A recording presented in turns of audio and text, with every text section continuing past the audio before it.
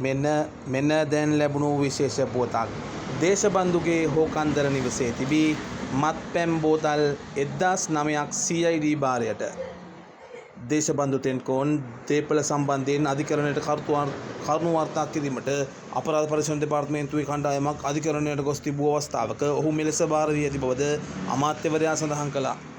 ඊයේ 18 දිනේදී අපරාධ පරීක්ෂණ දෙපාර්තමේන්තුවේ කණ්ඩායමක් හෝකන්දර ප්‍රදේශයේ පීටි දේශබන්දු තෙන්නකෝන් නිවස පරීක්ෂාවට ලක් කළ බවද අමාත්‍යවරයා පවසා සිටියා.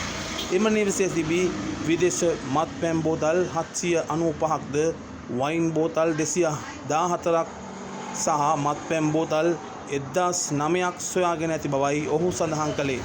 එසේම ඔහුගේ ගිනි අවිය බවට සැකකරන පිස්තෝලේ වර්ගයේ අවියක් සහ නවීන ජංගම දුරකථන දෙකක්ද නිවසේ තිබී නිලධාරීන්ට භාරය අරගෙන ඇති බව අමාත්‍යවරයා පැවසුවා.